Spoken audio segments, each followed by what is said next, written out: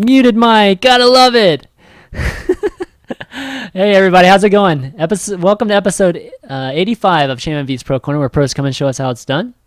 I'm your host ChanmanV, and boy, am I excited! I always say I'm excited before shows, but today is a special treat for you guys. I think this is the show that we're going to have the most giveaways, and not only the giveaways, we're going to actually have one of the best European Zergs on, which ChanmanV.Vortix.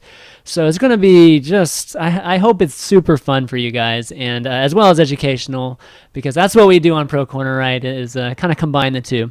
So that's what we're going to do. We're going to be going through 3 replays with Vortix, and it's going to be one of each matchup. So we get a little bit of a taste of his strategies for each one, and we'll try to take our times through each of them so that we can kind of get a thorough analysis of them. And we'll talk about things like builds and decision making and any kind of mechanical things that we can talk about too. But yeah, that's going to be what we're doing. And from a giveaway standpoint, we're going to be first off, we're going to be giving away a Razer bungee, which is this bad boy right here. Big thanks to Razer, as always, for doing these giveaways for the viewers. I mean, it's all for you guys. Like Razer, Razer supports the show, and I wanted to do this for you guys. So, them agreeing to help me out with this kind of stuff, awesome for Razer. So go ahead and tweet those guys at Cult of Razer or at Team Razer, and let them, let those guys know that you appreciate these giveaways. So yeah, we're gonna be giving away this puppy. And the way we're going to be giving this one, it's going to be a random viewer, folks that follow me on Twitter and folks that tweet me a creative nickname for Vortix. And when I say nickname, I'm talking about things like Obamatos or, like the Kraken and stuff like that. And it's my funny quest to try to get a nickname that actually sticks with one of these players eventually. That's my quest. I want a marketing nickname that sticks with these guys. It can be Spanish too, guys. No problem. It's just Vortix will have to explain it to me. And then, so we're giving away this puppy. And then this is going to be to a random viewer. And we're going to be giving away 2 Heart of the Swarm beta keys. Yay, Blizzard. Props to Blizzard for sending some of these beta keys over to the Pro Corner folks to let you guys participate in the beta early. So yeah, 2 folks will be getting keys for that, and I'll be giving away 1 for the most creative nickname, and then the second one will go also to a random viewer at the end of the show. So we'll be doing the drawing at the end, and it's going to be coming strictly from my Twitter account. I'm just going to be looking at all the folks that tweet and have followed me, and those will be the people in the running. And we'll figure out. I'll have Vortix pick a random number, a couple random numbers at the end, and that's how it'll work. With the beta keys, guys, the one thing about the beta keys is that the activations for the beta only happen every Friday. So the folks that win today, you won't be activated until next Friday because it's kind of too late to get in this week. So kind of take that into account whenever you're wondering, where's my beta key? Shouldn't I get it right now? But anyways, that's going to be how it works, and I can't wait for you guys to those lucky 2 folks to get a Heart of the Swarm beta key, and then obviously if somebody had this bungee. For those of you who don't know about bungees are freaking awesome, dude. They are they're the things that people kind of hook their mouse cords to, so that there's no tension on the mouse, the mouse cord, so the mouse just moves freely. If you notice, the pros, all the pros use them, so you can be just like the pros and use one of these mouse bungees. But all right, let's get started. Let's get Vortix on the show, and let's start talking to him. All right, let me switch over here. Vortix, you there? Hey man, what's up? Hey buddy, how's it going? Fine, thanks. Cool. Well, excited to have you on the show, and thanks for coming on. It's always a real treat to have one of the best EU Zergs on my show, because I'm a Zerg myself. So well, it's a pleasure for me. Awesome. So this is your first English talk show, right? That you're going to be. You've actually been on? Awesome. Yeah, I've been on some Spanish ones, but this is the first English one. So so folks that have shows out there, you got to get this guy on your shows too. And I feel honored just to have you have you on and being your first English. But this guy's English is great, and it's really hard to find folks with really good English, especially in Europe sometimes. So definitely. Hopefully you guys will enjoy this. Hopefully you guys that aren't familiar with K3 or Vortix will really have a treat here. But I kind of want to start off by chatting with you a little bit. I kind of want to talk about the summer, this past summer, and you had really, really great finishes, and really solid finishes in 3 straight major events, which were IEM, WCS EU, and Dreamhack. Dreamhack, yeah. So what do you think about the summer? I mean, was it kind of something you expected to happen? Kind of this. I mean, I kind of call it a breakthrough just because from the standpoint of folks, noticing you. But were you expecting this kind of solid summer, or was it a little surprising even for you? Well, maybe it was a bit surprising, but ever since the Gathering 2012, it was on April, I started to practice. I got really motivated, and I started to improve a lot. So it was a bit surprising how big it was, my performances and so on. But I knew I could do it. Like, I was really motivated to get better and better. Mm-hmm. Yeah, that's awesome. I mean, I think you've been having really good showings too, even in the spring, kind of leading up to the summer. And but this summer, obviously those huge events, you making to the finals of one, and you getting very far in the other 2. I mean, there's no way to not notice you in those huge tournaments, right? Yeah, it was really surprising. Like, I think I was a bit lucky in the tournaments with maybe the brackets and so on.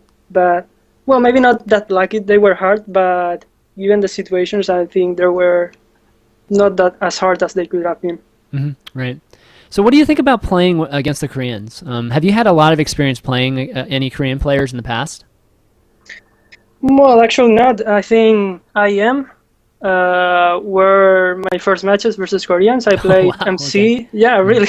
I played versus MC, I think, Supernova, 4GG, and MVP. And I'm not sure if I had played versus any Korean before that. Wow. Well, you had no problems playing them. I guess you did really, really well against them. That's cool. I mean, in the end, they're just players, right? So I just wonder sometimes if there's like some intimidation factors, for some folks whenever they're going up against, obviously, these guys they see on GSL all the time and that sort of thing. No, I wasn't like really nervous or something because of that. I'm always 100% versus any player, so I wasn't too intimidated or something. Right. Oh, that's awesome. So what's the next tournament for you? I guess there are going to be some tournaments in Spain, but they are just minor tournaments. So probably the next big one is going to be WCS finals because I'm not going to be able to attend Dreamhack Bucharest. Okay. So yeah, that's probably going to be the next one, WCS. Oh man, China's going to be amazing. Yeah. I can't wait for that. It's going to be seriously the best first time players. On Asia. Exactly. It's going to be the best players in the world, and not only that, but more importantly for me, it's like the best foreigners in the world, really, really representing there. So I think it's going to be, gosh, I mean, if it's not the best event of the year, I don't know what's going to be the best event of the year. Yeah, but it's going to be really good. Yeah. So I'm really excited, and I'm, I hopefully, I'm going to be rooting for you guys really hard because all the world's going to be watching that one. But okay, so why don't we get started what we're going to do today? Vortex was nice enough to send over 3 replays for us to walk through each of them, one from each matchup. And why don't we kind of load up the game right now? Okay. So, and which matchup do you want to start with? We're going to start with ZVP if you want. Okay, we can do that. Yeah, because ZVP is from an older version of the game, older patch. So yeah, we can say that for the end. Yeah. See, you know how to run the show more than I do, man. I don't know. You're like a pro, bud. Okay, so I'm loading up going to load up the replay. Why don't we go to 2 minutes, and why don't we pause it, and then we'll start together. Okay. And before we do that, what I want to do before each replay is I want to get a sense of if you could pick one thing in each matchup for all the Zergs out there, whether it's low level, medium level, or really high level Zergs, what would that be? And so like when we're talking about ZVP here, what do you think is the most important thing that Zergs should really think about going into every ZVP game? I think it's the transition to tier 3. Like there are 2 very hard moments in the game. The first one is the 2 base all-in timing from Protoss, which comes between minute 7 and 9 most of the time, or sometimes a bit later. and you gotta do it really well to defend against that. And after that, maybe if they don't do a 2-base all-in, sometimes they make a very hard 3-base push. So those 2 moments are really important. Like, you need to defend a lot. If you don't get far behind with that, then it's gonna be really good for you in late game. So you think that tier 3 is basically where most Zergs should have their winning move, I guess, against Protoss, and not try to stay on layer tech and win with roaches, right? When that kind of style was popular.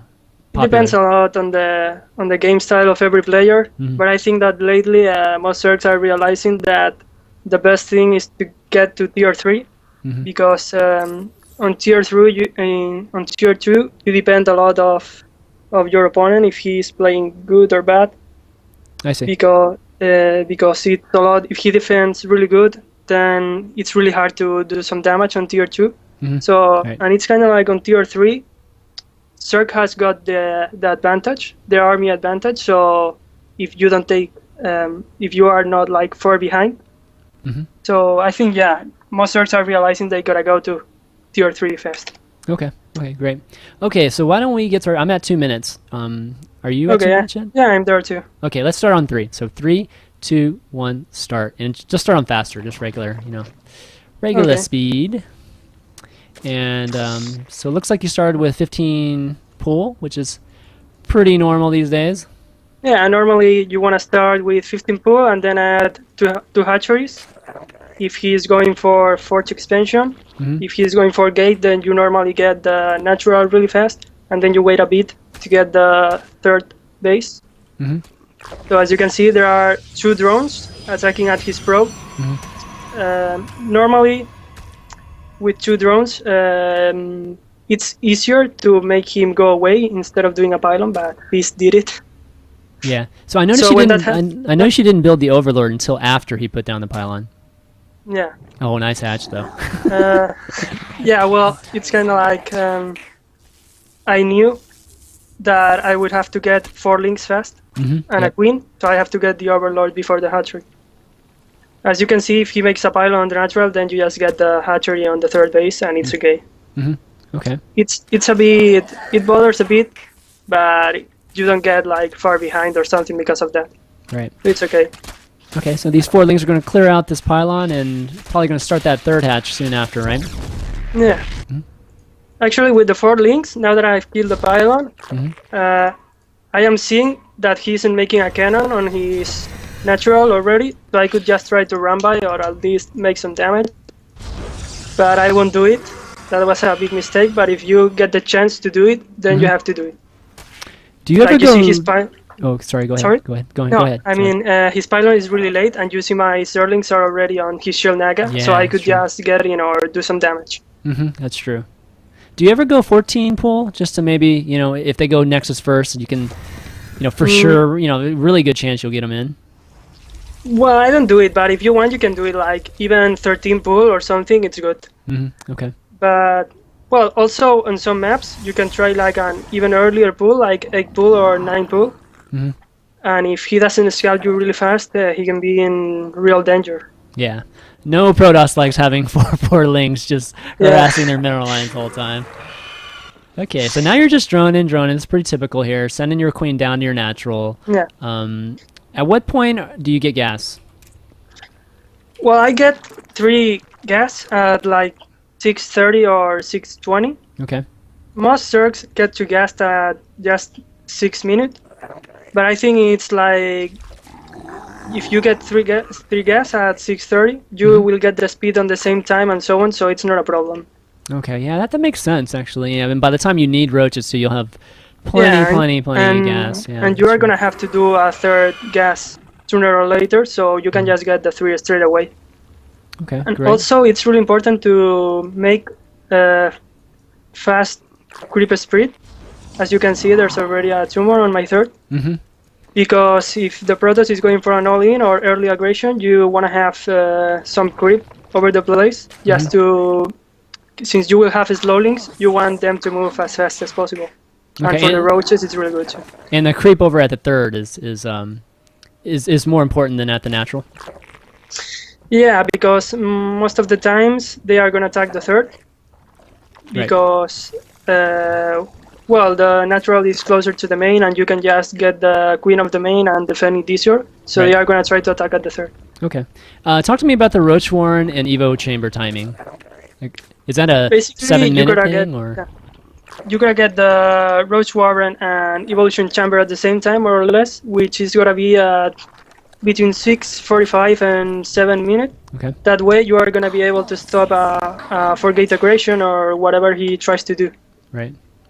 Okay. So you see he's starting his second, third, and fourth gate, and my Roach Warren is about to finish. So I'm going to be able to defend versus a 4-gate aggression if he wants to do it. Okay. Yeah, I'm actually just looking at it from your perspective so that we can see what you scout and that sort of thing.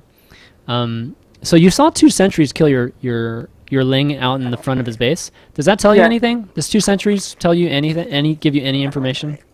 Well, not much. It's kind of like I know that he's probably not gonna go for Stargate, and that's good. I think it could be a fast third or relatively fast third or Immortal Sentry all-in. But I have seen that he hasn't thrown any Chrono Boost on his forge, so it's not gonna be Immortal Sentry all-in. Still, I'm doing some Zerglings just in case, but yeah, it's most likely not gonna be Immortal Sentry all-in if he hasn't even got +1 damage at the moment. Right. So at this point, you have your Roach Warren just as precautionary reasons, right? In case, he does come with a timing that you weren't ready for. Yeah, that's it. If you want, once you hit Lure, you can try to do like fast speed and try some push, or if you want to play heavy tier 2. But yeah, in my case, it's just in case he wants to do some aggression to be able to throw down some roaches. Okay, great. But I'm gonna see right now that he's getting a third base. I have seen it actually with this link. So right now I can play as greedy as I want. Like I can make Infestation Pit, second Evolution Chamber, and just lots of drones because I know he won't be attacking. Okay, great. Yeah, as you can see, I mean, he can't attack with that composition because it's really slow and he hasn't got any proxy pylon or something. What he can do is try to make some Prism aggression, and he's gonna do it actually, I think. Yep. Yeah, you can see it's getting to my third. And that's it, but it should be really easy to handle with queens and speedlings and so on. I see. Yeah, I mean, definitely all the scouting or all the vision that you have on the top of the map is so important catching that too. Nice. Yeah, you gotta try to make as much Overlord speed as you can to spot any Prism or something. Right. Okay, so now you're starting your Spire and your Hive at the same time, which is pretty normal. And Yeah. uh-oh, I guess he was lagging there. Yeah, it seems so. All right, so it looks like you're transitioning into the Broodlords, and this is really the really, I think, touchy part of the game for a lot of Zergs here. And I know some folks build a crap load of spines here during this phase. What do you like to do here when you're trying to get to that, get to the greater Spire and get to the Broodlords? Well, you want to get as much spines as you can because you don't really know if he's gonna make a 4th base or some kind of 3-base aggression. Once he knows you are going for Hive. Right now, he hasn't seen I'm going Hive, I think. So... Yeah, I don't think he has. Yeah, he hasn't. So you really want to get as much spines as you can because until you have Broodlords, it's going to be really hard to hold any attack he wants to do. Okay. And when you build those spines, do you immediately replace them, the drones? Yeah, you want to always keep your drone count between 70 and 80, maybe a bit more than 80, but there are some Zergs that do like 100 drones or something. Right. I think that's really bad. Like, you don't need so much income because they are going to take a lot of food. And yeah, I have seen that he has done a really fast 4th, so I'm going to try to punish it by doing a little push with Infestor. That's really good. If you see fast 4th, it means he won't have Colossi pretty fast or HTs or Archons and so on. So you can try to make some damage once you have the Infestors. Do you mind pausing it real quick? Yeah, sure. Okay, some positive. Yeah, obviously we're getting into a really great engagement too. But I wanted to ask you about that. That basically you saying that this is kind of a real good timing for an infestor push here. And Yeah. the reason I wanted to ask you is because I feel like, is it conflicting that you're going to Hive, that you're going to Broodlords, and obviously the infestor and the infestor energy is really important for that composition. Yeah. So I kind of want to ask you that first, and then secondly is, I mean, do those infestors have to survive this battle? Like they have to be able to go home, or else you're really, really behind. So first question is yeah, so like talk to me about you like having this infestor timing here. Yeah, this timing is pretty good because most of the time, if he's getting a fast fourth, he won't have Colossi, or if he does, he won't have. He will only have one or something like that. Right. So you can try to make some aggression. Maybe you won't make a big army damage, but you will surely get to cancel the fourth, or at least kill a lot of sentries, which is pretty good. And as you said, yeah, you want to keep your infestors alive at any cost. You can't lose them because you're gonna spend all your gas in corruptors and broodlords. So if you lose your infestor and you have to remake them, it's gonna take too many gas. So basically, you can just throw down some infested Terrans and just go away with them. If he's in a really bad position, you can try to Fangal, but yeah, most of the times you can just throw down infested Terrans, and that will do it. Okay, so the main point of it is really just to get any kind of trade at this point, which will kind of slow them down, right? Slow any kind of timing down and buys you a little bit more time to get to Broodlords, right? Yeah. Okay. And okay, cool. Right now you can lose if you want. You can don't lose everything, but you can lose a lot of roaches and links, and it's no problem with spines and infestors. You are gonna be able to survive in case he wants to counter push. So you will get to make the Broodlords most likely. Okay, great. All right, let's start it back up here. We'll get to see this engagement here. 3, 2, 1, start. All right, so yeah, I noticed that you immediately just threw down the infested Terrans. Like, screw fungal. let's just get some Marines on the map, baby. Yeah, you can use the shift so that when the infestors get to the fight, they just throw down a lot of infested Terrans instead of doing it manually in the middle of the fight. Right. And yeah, as you can see, I didn't do much damage, but I killed like 3 or 4 sentries, which were full of energy, and I killed the Nexus, which is pretty good. Yeah. So killing the Nexus, you would think would, kind of, I think, cause him to maybe counter pressure here, but no, he actually comes back. So I guess no Colossi against infestors is just really, really bad. He has seen all the spines, so he can really try to attack without Colossi. Right. Okay, so now you're in great shape. I mean, you're building your corruptors. You have your greater spire. You've got, let's see, how many infestors you got? You got 7 infestors. Given that, they're kind of low on energy, but they each have enough for a fungal, almost, at least. Yeah, it's enough to defend in case he wants to attack. And right now, I'm just gonna defend and just stay in my base, try to get the Broodlords up, and so on. Yeah, it's looking really solid here. Yeah, so you're taking a 5th base here is really tough, especially given the architecture of the map. How do you usually, what do you usually try to do here? Do you try to, I know a lot of people try to double expand on opposite sides of the map so that one of them survives, that sort of thing. Well, right now, I could try to get I'm gonna try to get 2 bases at once, like my 5 and at the top left. But it's kind of like he's got a Zealot there, so he's gonna spot it and probably try to kill it. Zealots everywhere! It's so annoying, man. Yeah, Fist is so good with that. But, I mean, even if it's a hard map for getting, once you have your Broodlords, you can get it. You just make spines everywhere and he can't attack you. Okay, great. And he has gone to HTs actually, instead of Colossi. Yes. That's pretty good because he spotted I was gonna do Broodlords fast, so he wants to have his Archons and Storms as faster as possible. Right. So right now you're building up your Broodlords. What are you waiting for? Are you just waiting for a maxed army before you start pushing? Well, you don't have to hurry up a lot to push. You can just stay in your fifth base, and fourth, just defend them, get a lot of spines and spores. Okay. If you see my main base, actually I'm doing a lot of spines and spores.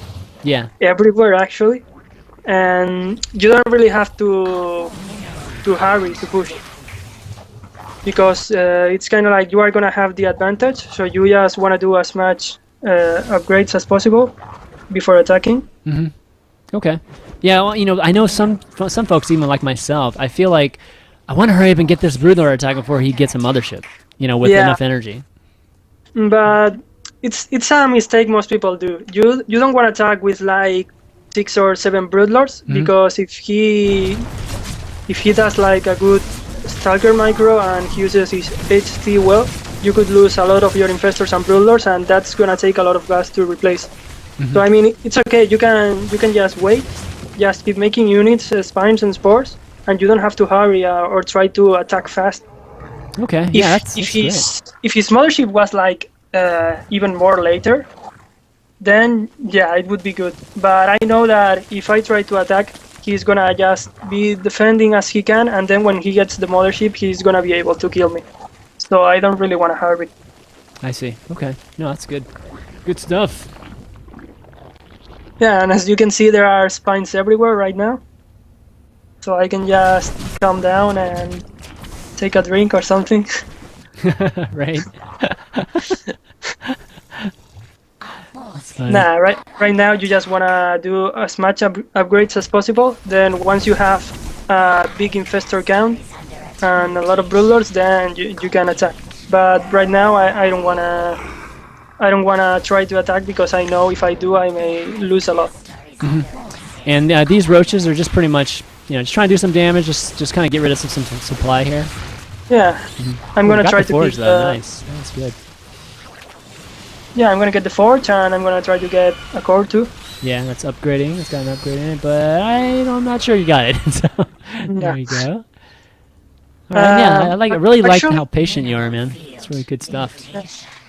I haven't seen his Stargates already, so he's gonna make the typical transition into carriers, which most protos do when you have like a lot of broodlords and so on. All right. I haven't spotted, so that's really bad. Like once you have your feed base and so on, you wanna send overseers to try to spot it if he's making that transition. Okay. That was a bit bad by me, but I have seen two cores. So yeah, I know if giveaway. if he's making so many upgrades, it's because he's gonna make carriers. So in this case, it wasn't too bad, but you gotta make sure you either see 2 cores or you see all the Stargate. Yeah, just for viewers that don't quite understand that. I mean, 2 cores. The only reason you have 2 cores is really to get the air upgrades, to air units. So that's a really good tell for carriers, or yeah, that's it. Nobody's gonna get upgrades for mothership. Well, that would be cool. Yeah. Maybe in Heart of the Swarm, who knows? Oh, actually, that's a good snipe of that pylon. Turned off 2 of these Stargates here, and there are those carriers. And what's the best defense for carriers as a Zerg? Well, you gotta have a lot of corruptors, but also a lot of infestors. As much infestors as you want, because you are gonna make a lot of infested terrains. Okay. And maybe if you can use the Neuro and try to get maybe the mothership or some carriers. But if the Protoss has like good micro, he has really a lot of ways to snipe your infestor before they get to Neuro, like feedback or just Blink Stalker, Colossi or something like that. So yeah, most of the times you just want to use infested terrains. There are maybe some fungals. I see. Okay. You ever consider fungling the interceptors? Yeah, but I'm gonna try it, I think. But it's kind of like if he uses good vortex, then my infestors can't get too close, and it gets a bit tricky. That's true. Okay, actually, he has full energy on his mothership, so he's gonna have 2 vortex, of course. We are more or less the same on upgrades, so it's gonna be an even fight. He has a lot of resources, actually, much more than me. Yeah, he's banked pretty good there. Yeah. So you're spreading out your army pretty good here. Are you anticipating him pushing in here with the mothership soon? Well, he's not immortal. He's the also lone immortal. He's the bait immortal. You want to split your army as much as you can because you know, it's never good to get all your army into a vortex. Yeah, the Zerg air units, God, they clump so easily. Yeah. Look at that. Even before the fight, you want to get everything very split. Yeah. I wish there was a formation button where you could just hold formation. That'd be cool. Yeah. And not much. I'm just spreading everything before attacking. Right now, I can attack because I have a lot of infestors, like 14 infestors and a lot of upgrades. So right now, I really want to take a fight because if I don't mess up, then probably I'm gonna take this fight. Okay. All right. So do you try to get a neural here? I'm gonna try, but he's getting away. He's pretty clever. So I'm gonna have to throw down some infested terrors. I see. So, Okay. actually, my broodlords are on the back. That was a bit floppy by me. Yeah, they're hitting the buildings instead of the units here. Yeah, yeah. And now I'm gonna try to kill the mothership, but he's gonna get a really good vortex. Oh my goodness. that mothership has 9 health on it. Yeah. Oh my gosh, that's crazy. That was really good by him, like waiting for me to go into it and then use really good vortex. That is very nice. So it looks like he's probably going to come out of this one ahead because of the vortex there. The thing is that he hasn't killed a single broodlord, so he's not gonna be able to kill them now. He's probably gonna lose all the stalkers. Well, he lost all the carriers too, pretty. Yeah, early there are there. 2 remaining. Well, I'm not gonna be able to kill them, but it's okay. He has lost all his stalkers, and that means a lot of gas and a lot of minerals. So, as you can see, he had like 6,000 minerals before the fight, and now he has like 1,130 food. That's pretty good. So right now, How did you win that battle? Oh my god. well, it's kind of like It's crazy. carriers are good because they have a lot of HP, but once you have a lot of broodlords and infested terrans, they don't make that much damage, so you can just kill all the ground, and even if some carriers survive, it's okay. Right now, he hasn't got like any stalker or very few, Right. so I can just get, I don't even need broodlords, just a lot of corruptors, roach, infestor, link, and that should do it. Because yeah, he's making carriers, a lot of carriers actually. I see. And economically, you're okay just being on 2 mining bases right now? Like, no urgency for taking that 6th base? Yeah, it's okay because I killed his 4th and a lot of probes. Okay. Even if you see at the probe count, he has like 39. Right. So yeah, I just have to do a lot of corruptors, and I know he won't have any way to stop me. Because yeah, as I said, he lost all his stalkers, all the ground, and carriers are good if you have 2 vortex, but I killed his mothership too, so he won't be able to kill all the corruptors. I see. I see. And there we go. Okay. Oh, Pushing in. He's got, you know, again, like you said, he doesn't have much of a bank anymore. Yeah. Oh, he does have the mothership, but he doesn't have a vortex. I got the mothership. Bye-bye, there. mothership. And right now, I mean, he can't do anything to defend. You need a mothership with a lot of energy, or you are not gonna kill this arm. Yeah, the carriers are much less effective without the mothership. Yeah. Here comes the big old fungal. Look at the fungal. Look how there big you the go. fungal is. And you know, if you use the corruptor ability, carriers die in like 0 seconds. Yeah, he's got a crap load too. I mean, you're showing that. I mean, you've probably got, let's see how many corruptors you got. You got 15 corruptors, and they're just, look at that, almost 1-shotting, or 3-shotting carriers. Man, that's crazy. Yeah. Nice, GG. GG. So that's it. If you think about it, the most important part is the transition to Broodlord, because you don't really wanna take. You don't really want him to take any advantage there. So if you see he's making a fast 4th, then you can punish it by making a push with Infestor, Roachling, and if he doesn't, you just defend on Spines, and there's no way he can break through that. If he in this case, he didn't make any colossi, but if he had done them, then you just make corruptors, and it's the same. In Spines, with corruptors and infestors, he's not going to be able to do any damage, or he shouldn't be able to do any damage if you are doing it well. Right. Yeah, it sounds like it's just a minor tweak. It's like pretty much the same thing, except for a few more of these units instead of a few more corruptors instead of roaches or instead of infestors. Or that was really cool. I mean, that was a really great replay, and I think a lot of good points, like little key moments in that replay. I think you were able to really accentuate. So hopefully that was really great for the viewers. I think I learned a lot. Feast is like a really good macro player, but lately there are a lot of protos that do 2-base all-in.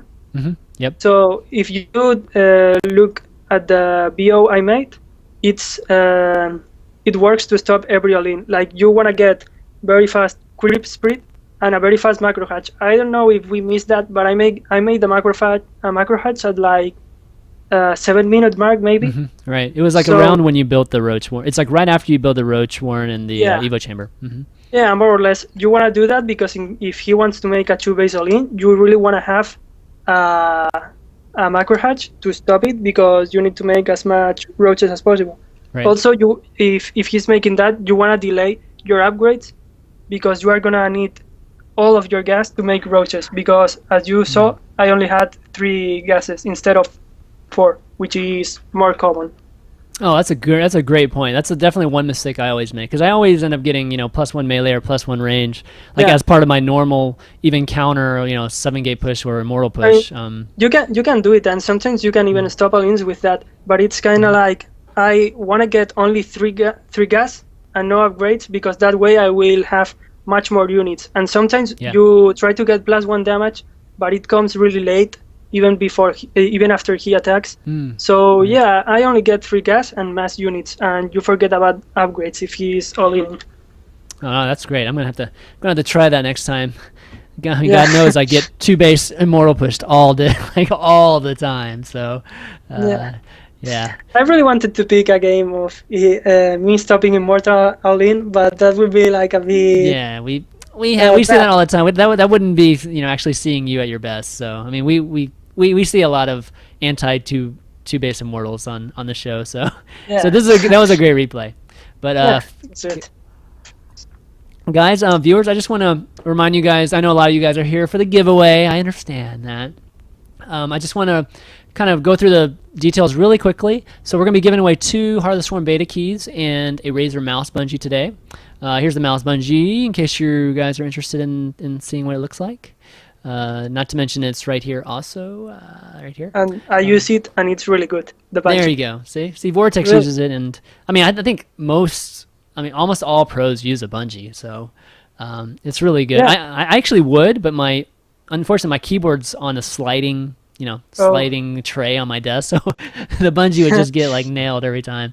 But so we're going to be giving away Razer mouse bungee and 2 beta keys.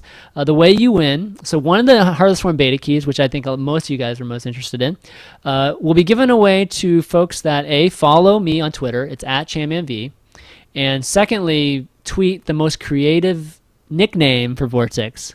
And when I say nickname, I mean like Obama Toss or the Kraken or what's another one? Actually, what was Rhett's? Rhett's was the kind overmind, that sort of stuff, right? So we're gonna have Vortex vote on or tell us which one he likes the best, and that person will win a beta key. And the 2 others, the other beta key and the bungee, will be given away to folks just randomly selected from the folks that follow me on Twitter and tweet me a nickname. So that's going to be the giveaway. Hopefully you guys will participate. We'll do that at the very end of the show after Q&A. For those of you that, or folks that come in later, guys, do you mind linking this link, the Reddit link? The Reddit link has all the details for the giveaways too. Okay, let's get on to the second replay. It's going to be ZVZ against Violet. For those saying it, Zerg is a really nice nickname, but it's not very original, so don't use it. Oh, please don't use Zerg, okay? That's more of an insult than it is a nickname.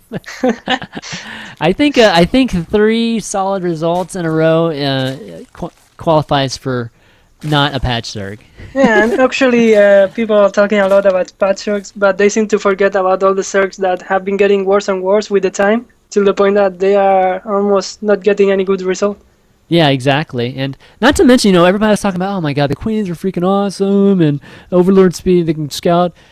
Nobody goes 6 queens anymore, guys. I mean, everybody's back to going like 3 queens, 4 queens. So, I mean, it's not even that big of a factor anymore. So it's just, I think Zergs just got better at things like creeping and just being more aware of their queens because they had so many for a little while. And folks are just getting good. It's good at late game, and what can you say? Yeah. It's a misconception. Patch Zergs are misconceptions. Yeah, absolutely. Okay, so I'm going to start off this replay, same deal as last time, and ask you, what is the one most important thing that you think all Zergs should know for ZVZ? Well, it depends a lot because on CVC you have a lot of options. Like you can go Roach. There are like 3 different games: Roach versus Roach, Muta versus Muta, and Roach versus Muta, which end up being Roach versus Roach too. Right. So yeah, so I think it's all about engagements. You gotta know when you have army advantage, when you can take a fight, and when you can. Most of the times on Roach versus Roach, the most determining point are your infestors. How many infestors you have and how many energy they have. Like even if you have 20 more food than your opponent, but you have only 4 infestors and he has 8 with a lot of energy, then you can lose. Right. But yeah, the position in this match is very, very important too. Like probably the most important thing. The positioning, you mean like just in engagements and that so on? Yeah, because for example, if you have like a lot of units in a ball, you can make a fungal, and that would be horrible for you. Like that happens to me a lot. I'm gonna start a fight, and I'm not looking at my army for a second, and then I got a fungal on most of my army. That's really bad. When you fight versus Zerg, you want to have everything on a line so that he can make fungals and he spends all his energy on infested turrets. So yeah, Right. it's all about position in fights. I see. Okay. In this replay, I'll kind of spoil it a little bit just so that we can, I'll try to learn some more. We're going to be going into mutas here, and talk to me a little bit about the decision to go into mutas and how that kind of plays. Did it have something to do with this map, or did it just have more to do with just how the game was going? Well, I think it's more about the player. Like, if you can play both things in all maps, Roach or Muta. There are maps where it's better to play Muta, where, for example, Daybreak is a good map for Mutas. But I think it's about the player. You choose what you want to play. Of course, if you get like some early advantage, then you don't really want to go Mutas, because the best way to keep advantage is playing Roach. But yeah, most of the times you can play Mutas if you want. Okay, great. Yeah, I mean, I've kind of been watching most of the Zergs lately, especially in the big tournaments, and I don't see Muta too often. Muta seems to be like the curveball, that folks throw into a series. But it's kind of reverting. There was a little bit of time where people were actually trying to get to Hive, right? With going like mass Ling Infestor into Hive. It seems like it's reverting back to the good old Roach Hydra Infestor. Yeah, and actually I think it's because if you are going for fast Hive, you go for Ultras, then Zergs have figured out how to play versus that. And with mass Hydralisk and infested turrets, you can win Ultralisk. So it's not that good anymore. It was like before, you went Ultras and people was playing Roach, so you just crushed everything. Yeah, you just bungle it and just kill it. They have figured out that they just have to do some spines, a lot of infestors, infested turrets, and Hydras, and that owns Ultras. See, Hydras are good for something, guys. See? Yeah. Actually good for killing Ultras, even though they're our own units, but... Well, they had to be good for something. Exactly. Okay, so I'm at 2 minutes.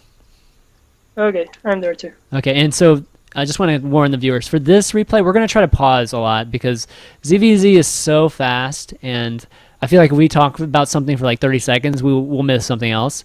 So we'll try to pause here, just kind of stop and starting quite a bit here, just so we can get a lot of the decision making. Because EVZ is all about decision making and mechanics. So it's gonna I kind of want to get Vortix's opinion on this. So all right, let's start it up. 3, 2, 1, go.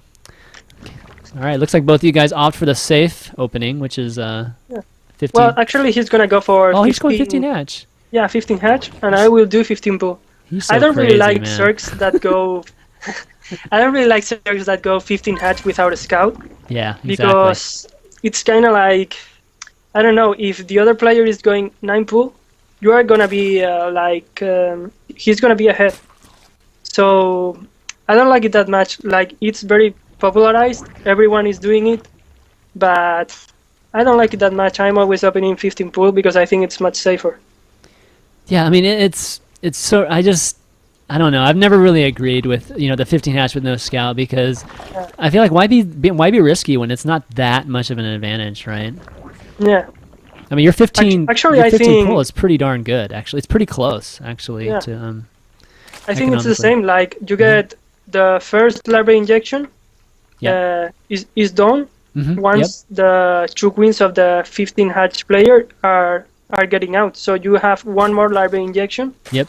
And you catch up with him with that.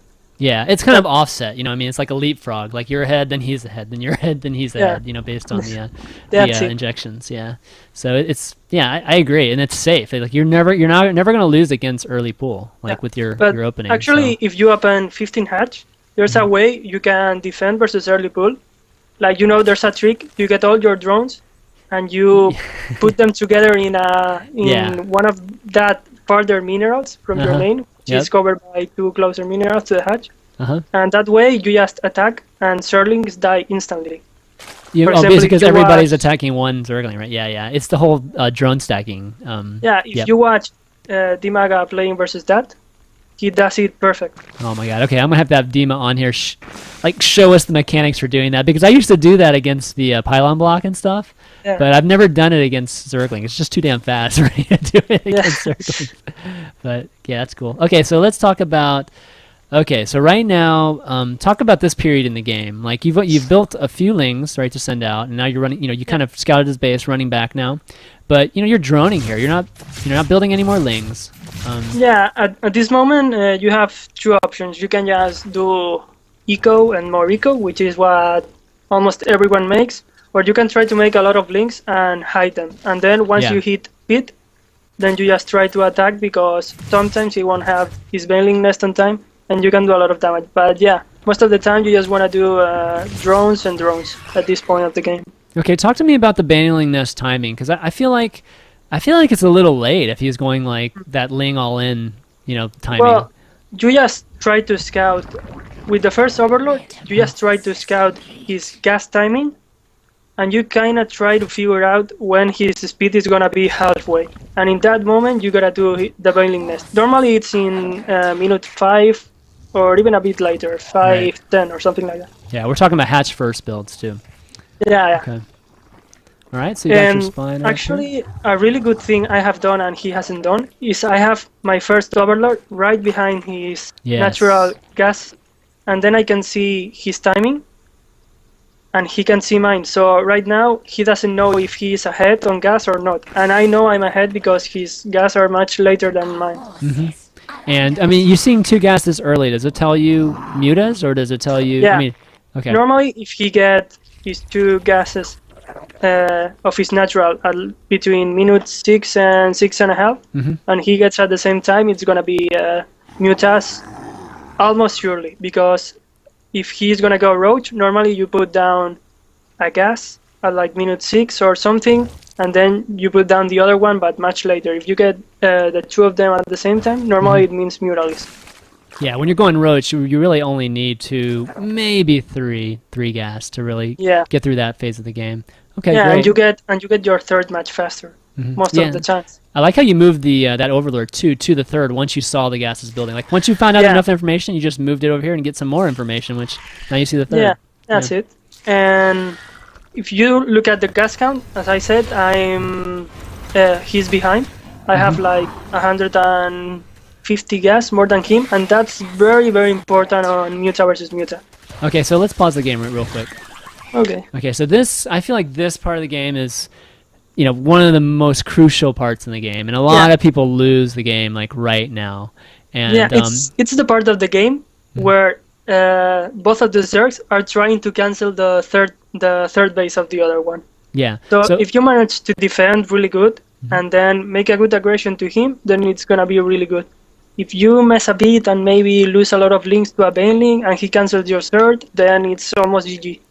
Right. And the two things I want to ask you and maybe point out is, okay, so first off is you're absolutely right. I think this is the phase of the game where everybody's trying to pressure the third, cancel the third, delay the third, anything you can at the third, right? And that's kind of what Violet's doing. And with Violet, given that he's on your side of the map, I totally get why he can take his third and he can he's building the spire. All makes sense, right? Because in ZVZ, it's like a push-pull thing, right? When you're aggressive, you're on your opponent's side of the map, you can take chances at home, right? When it comes to building tech and, that sort of thing, econ and that sort of thing. So for you, I noticed you were building the spire too, and my first question is do you just have to anticipate you're just going to hold this? Like, you don't kind of react from a tech standpoint after you feel safe? I mean, do you feel safe right now? Or do you feel like, I'm just going to take the spire and, hope that it goes well at the third right now? Well, I'm seeing that we have more or less the same timing on the third base. And we have more or less the same units. So it's fine. I know that if I don't mess up, if I don't lose many Zerglings to a baneling or something like that, it's going to be okay. Okay. So, yeah. Okay, and the second question I had too is these units that you have. A lot of times I think whenever there is pressure on your third, you feel like, God, I have to kill those units that are pressuring me. That's not the case, right? I mean, as long as these units are alive for you, you're just okay with as is, right? Yeah. You feel like you're pretty safe just as long as these units are alive. Like, you don't actually have to kill anything of his. No, not really. Correct? You just have to keep your units alive. Okay. And that's good, and get your third up. One thing I didn't say is that maybe he could have been going 2-base infestor, but if he's going to do that, I would have a spot with my links, which I scouted, and I didn't see any evolution chamber or roach warren on his natural, and normally you get them there. So I didn't see any roach too, so there's no evidence to think he's going to be going infestor. So at this point, I know it's going to be Muta, like 99% sure. Okay. And so let's see how this plays out with the pressure in the third. So let's start it up. 3, 2, 1, go. One Bane in here. 2 Lings, 1 Bane. Good trade. Yeah. You're going to try to snipe them with 1, 2, or even 3 links. 2 is the best. Yeah, see, and I like the way, just want to point out how Vortex used those Banes. He was just kind of threatening with those Banes. I don't think you ever had any intention of attacking with the Banes. Just kind of moving those Lings around and letting your Lings actually hit his Lings while they move around. Yeah, you want to keep your Banelings alive and only use them if you can get a really good hit on his Lings. Yeah, good stuff. Okay, let's see. Okay, so as you can see, we are getting the +1 armor at the same time. It's really important to get +1 armor as faster as possible, because if you get an engage on 0-1 upgrades and he has 0-0, then it's gonna be really bad if you don't have the armor. Okay, so he sniped 1 gas on the third. That's very important too, because if you see, he's gonna start to take gas straight away on his 2 gases, and I'm only gonna have 1. So that was really good for him. I mean, it's not really determining, but it's good to do it if you can. Okay, so if you look at the drone count, he's actually got more drones than you. Snuck in some more drones, and yeah, but it's kind of like you don't really, when you are playing Muta versus Muta, you don't really need to have a lot of mineral income, because you are not gonna be able to use it. You must have like 50 drones, but you don't really have to get like 3 base full echo or something, just the geysers. Yeah, that makes sense. Yeah, I mean, there's no point in banking anything at this point. You're just building mutas that are 100 anyways, so. Yeah, actually, if you see my resources all the time, I'm not lacking mineral or something. Yeah, exactly. Still, I'm making a few drones, but it's because I feel my natural isn't even full of drones. Like I only had 10 or something, so I gotta make 5 or 6 more, but that's it. Just like 50 drones, you don't really want to have 60 or 70. Right, I got that queen, and then you come in here. This is the wonderful move that you come here and you actually take the gas out, and then you snipe the spire. You sent the lings to the third too. Yeah, that's the point of Muta versus Muta. You wanna try to get more links than he has, and then you are gonna go to his third. If he has less links, he's gonna have to defend with mutas, and then you just go into his main with your own mutas, and you can do a lot of damage, like maybe kill a gas, some drones, or if you can, as in this case, the spire. Yeah, the action here is crazy. So, yeah, I mean, you lost a lot of mutas there. So, I mean, were you still feeling okay here that you could just reinforce with the whatever mutas came out right after? At this point, I think if I can defend with queens, then it's gonna be great for me because I'm doing +1 damage on my mutas, and he won't be getting it. So it's kind of like if I can defend with queens here, it's okay. I was a bit scared because I lost maybe too many mutas. They kind of cornered you there, so. Yeah. But you got some away though, which was pretty impressive. Yeah, right? and actually it's I have the 2 queens, and also I can reinforce with more mutas, which he can. So at the end, you are always gonna stop it. Yeah. So you killed a lot of drones soon as main. So you evened out the drone count at this point, and yeah. I killed like 10 drones or something in his third, I believe. Yep. Exactly. All right. So he's trying to counterattack here. He's kind of doing the 2-prong thing here, which is actually doing pretty well. But you're not panicking. You're just going. Oh, he's gonna take out that third. That was a bad position for him at the end. Yeah. Yeah, so he lost. That was pretty cost inefficient for him there. Yeah, I lost 1 drone only. I think. know. Given how close this game is, like that sort of engagement is really costly. And right now, I know our muta count is more or less the same, but I'm gonna have the upgrade advantage with my +1 damage.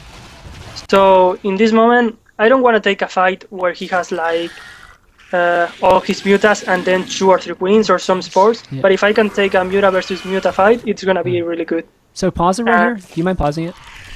Yeah, sure. Okay, so in this point in the game where you just like basically held his attack, you know, there was a moment where you probably had like maybe 12 mutas or maybe 10 mutas or something like that. So I noticed like you continued to make mutas, right? And I know some folks right here would have gone to the infestor transition at this point. Well, it's a bit hard. If you want to make a transition to infestor, you're gonna make sure either that he's making his own transition, or well, actually only that. You're gonna make sure he's making his own transition too, because there's a timing where he will have more mutalics than you, and if he makes like a big push with mutalink before you get your infestors, it can be really bad. Like maybe he won't kill you, but he will make a lot of damage in your third or kill a lot of drones. So, I mean, normally you only make a transition to infestor if he's playing roach infestor. I see. You know, you get 8 or 10 mutas and then you make your transition to infestor. But at this point, where it's muta versus muta, you can't take that risk. Or if you are gonna take it, then you gotta make a lot of spores everywhere. But yeah, I don't think it's too good in muta versus muta. Okay, so just stay on muta. Just stay on muta and muta ling actually, and just hammer it out pretty much. Yeah. If you try to make a transition to infestor, it's like gambling a bit. If he doesn't see it and he doesn't attack, it's good. But if he sees it and makes a timing push, it's gonna be really bad for you. Cool. Okay, great. All right, let's start it up. 3, 2, 1, go. It's almost over, actually. Yeah, on time for the last battle. All right, so he comes in with his mutas. He actually has a decent amount of mutas, but yeah, you have same. 1-1. Oh, you have 1-1 though. You have 1-1. That's huge. Yeah, that's it. I mean, there was the same number of mutalists if you counted at the beginning of the fight, but the +1/+1 it makes so much difference. Yeah. And he's trying to make some damage with links on my third, but I have a lot of links myself, so I'm gonna stop it and it's GG. Yeah, GG. No, that was a great game. That was lots of. It was on Dreamhack actually, on run of 16 Dreamhack. Yeah, awesome. I don't think I actually saw that game live. Yeah, I remember you were in that top bracket that was just freaking ZVZ all day. Yeah, I won him 2-0. Actually, I don't know Uh, if you heard about the second game, but as I told you, he was making a 15 hedge, and I did 9 pull. I did 9 pull, and it was GG. Yeah, see, that's the thing. I mean, that's why I just don't understand the 15 hatch. You know, given that minimal advantage, I just don't understand it. But you know, Violet's a great player, so he's actually gonna be on the show next week. So we're gonna get Violet on here too. What if you mix some Hydralisk? I see on the chat. Why do you mix Hydralisk? It's not that good, because if he makes a Link Banelink Muta push, then he can do a lot of damage. If he's gonna have Banelings, you wanna have Infestors, or he's gonna do a lot of damage on the Hydras. You can't really go Hydras without Infestors. And you don't want to add Corruptors, because if he sees Corruptors, he'll just make a lot of spores and make a transition to Infestors. Yeah, Hydras are terrible, especially against Lings. I mean, Lings just eat them alive. Yeah. You want to stick to Mutaling and just try to, play better than him. Try to make your aggression with Lings on his third while making your way with the Mutalist to his main. And that's it. You don't really want to make a transition to anything. Mm-hmm. It's definitely a multitasking exercise doing that. Attacking the third with your Lings, attacking with Mutas. Given that both of them, one bang can kill all your Lings, and, who knows, like a Infestor can kill all your Mutas sometimes. So it takes so much micro. CVC is really tricky. I just want to take a second and just celebrate. I got 2,000 followers on Twitch now. Yay. Thanks, guys, for following the Twitch channel. I follow this guy too on Twitch. You do you stream right? Are you streaming right now? I forget. You don't stream on TL, do you? No, not really, but I'm gonna start really soon. Well, follow him on Twitter at least. I don't know. I'm just throwing in I'm gonna try to be really constant in like a few weeks. Okay, great. So yeah. That would be awesome. Yeah, I went 1-1 Mutas instead of 0-2 because of the cost. Basically, it's just 2 Mutas less if you go 2 armor, and the difference between 1-1 and 0-2 is not that bad. Yeah. I mean, the armor is so much more, especially with Mutas, because you're talking about the glade damage, the bounce damage. That it saves you an extra hit point for every hit it hits. So especially the third one, it does like 0 damage after a while. So it's really, really great. So I think most people.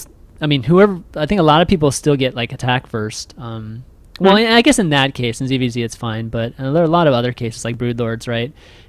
Armor completely makes sense. So I didn't say it, but there's a timing. There's a timing when your opponent is gonna go Mutas, where you can do a lot of damage if you morph like 20 Banelings or something.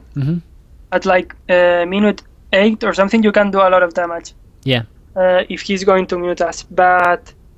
Yeah, it's a bit tricky, because if he defends really well with queens and so on, he can still,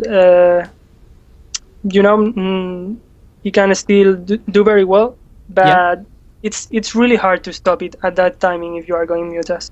Right. Okay. Well, that's replay number 2. We're going to go on to replay number 3 in just a second here. It's going to be ZVT against 4GG. Yeah, CVT. Yeah, exactly. I love that match. That was a good one, and I actually remember seeing it live, so it's going to be good. And the great thing about these replays, guys, is that I think 2 of them were from the big tournaments that we were talking about. How'd you get? Oh, so you actually you got the replays from the tournament, right? And then sent it, because obviously you weren't on your own computer, right? Yeah. So I was just wondering for a second how you got the replays, but makes sense now. On the website. On the website. I haven't gotten all of them. There's still actually a few I wanted to watch.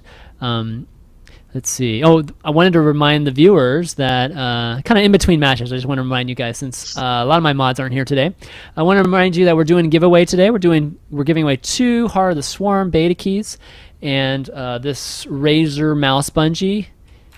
Big props to Razer, as always, for making great products and supporting the show. And the way we're going to be giving them out is one of the HOTS beta keys and the bungee will be given away kind of randomly to folks that follow me on Twitter, ChanmanV, or twitter.com/ChanmanV, and follow me. And if you've already followed me, you can tweet a creative nickname for Vortex. And creative nickname is I don't know, baller Zerg, or just something hopefully that will stick. That And remember, no patch Zerg. Yeah, no patch Zerg. Patch Zerg, you don't even count. All right, if you put patch Zerg, it doesn't even count. Right? Yeah. So we'll put that disclaimer in right now. So anyways, something like that. Something hopefully that K3 will use to market Vortix in the future and show matches and stuff, like Vortix the Hammer or something fun. Hammer Zerg or something. Yeah, Zerg patch. Oh, come on. On Twitch, someone saying Zerg patch. Well, how about No, Espanol please, patch no. Zerg? Don't do that. Exactly. Patch Zerg in Spanish doesn't count either, right, guys? So, but yeah, so that's kind of how 2 of the giveaways will be given out, and then the last the last beta key will be given out to the most creative one. So the one basically Vortex's favorite nickname will win one of the Heartless Form beta keys. So we're gonna be doing that after Q&A. We're gonna go through one more replay. Gonna do Q&A with you guys where you can call in on Skype. Start adding me on Skype. ChanmanV is my Skype ID, and then we'll do the giveaway at the very end. All right, let's get into this replay with 4GG. It's gonna be ZVT on Cloud Kingdom. Let's go. This was the 3rd game of the series actually versus 4GG. And 4GG, man, he's been tearing it up. So This is really, really good.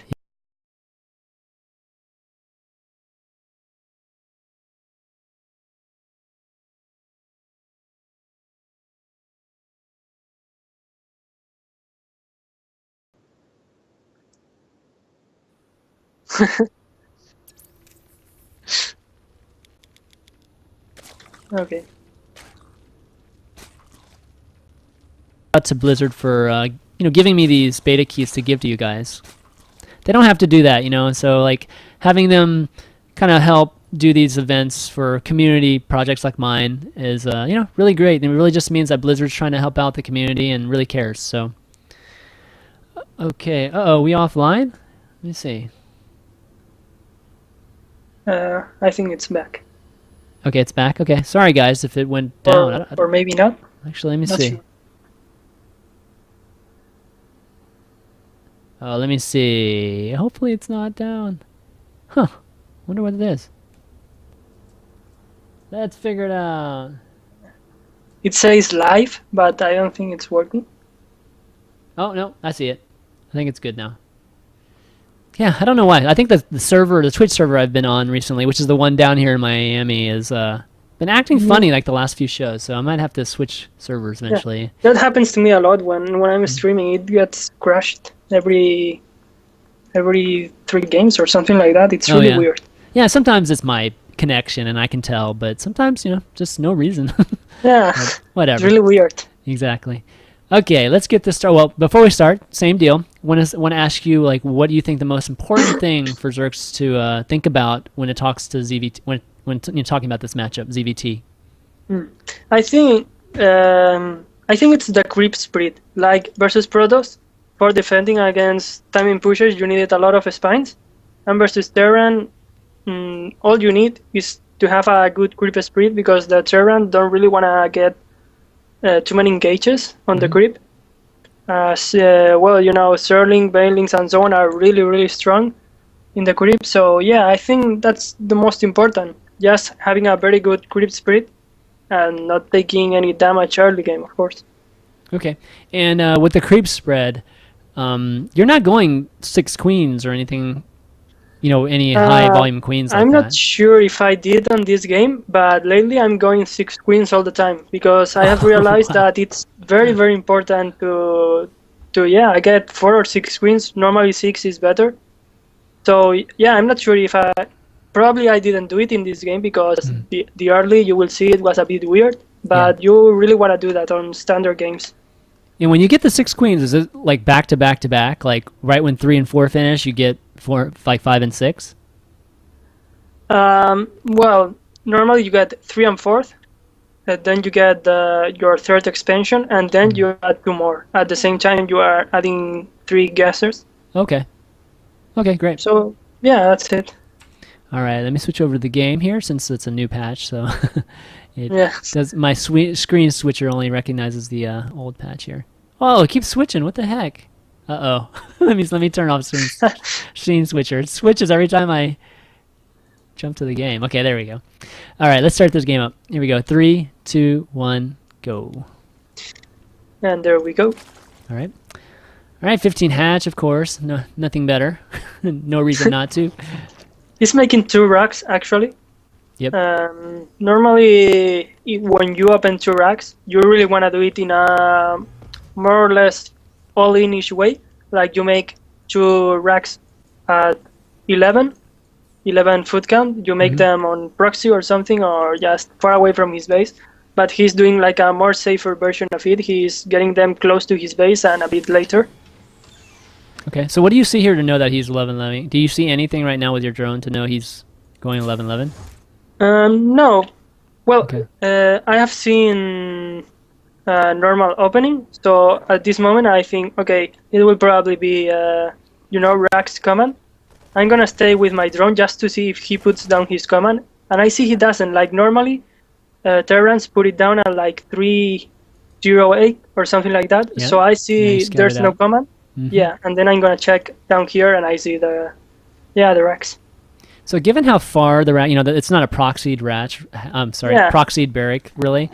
How do you react to it? Like, obviously you don't react to it as if it was like a very aggressive 11-11, right? Where you send probably a lot of drones. Instead of getting like, 12 drones or something to try to defend, then you just take like 3 or 4. Then when you see more Marines are coming, then you take like 9 more or something. But you don't want to take like 12 or 13 straight away, so that you can get a bit more of mineral and you can get queen, spine, and whatever you want to get. Yeah, I like how you went after the bunker, because a lot of folks would have tried to go after the SCV or go after the Marine. Yeah, if the bunker has like low HP, like it has just been started, then you can go for the bunker. If it's like halfway or something, you can go for the SCV. I see. Now that I have my queen, I think I'm gonna try to snipe the SCVs with the queen. Yep, yeah, that's what you do. Yeah, that's what you want to do. Those guys are hard to click on sometimes when they're building. It's like not fair. Yeah. Sometimes it's really hard and it's really annoying. You are trying to kill them and your queen is going low on HP and you are like, attack the SCV. Exactly. I've always wondered if it was purposeful, like they did it like that. Yeah. But, okay, so now you have a bunch of lings. So do you feel like you have to do something with them, given that you built them instead of drones? Well, I'm just gonna see what I can do. I don't really have to make any damage. Like, he hasn't killed any drone or whatever. Well, or yeah, maybe 2 or something like that. So it's good for me. I don't have to do any damage. Right. Because I think I'm ahead right now. Actually, I didn't make larvae injection with the queen on my main. That's really bad. You don't want to miss larvae injections. Yeah, early in the game too. It's really has the most impact too in the early on here. Yeah, there you go. And he's making 2 hatcheries. That's a bit greedy if you ask me at this point. You mean 2 command centers? Okay. Yeah, 2 command centers. Like, I could go... He hasn't scouted if I have done any gas. I could have gone Baneling Bast, and if right now I had like 8 or 9 Banes, then I would just crash through that racks in the middle and I would crush him. So it's a bit greedy to throw down 2 command centers so fast, I think. Yeah, but wouldn't you say that's pretty common? I mean, especially with the high, like the Korean players and the very high level players. I mean, they take chances, right? They kind of play with... Yeah. They take risks. That's just part of the game. They do it a lot. So, as you can see, I have the control of the game, so I can do whatever I want. I'm putting down a 3rd hatchery. And, yeah.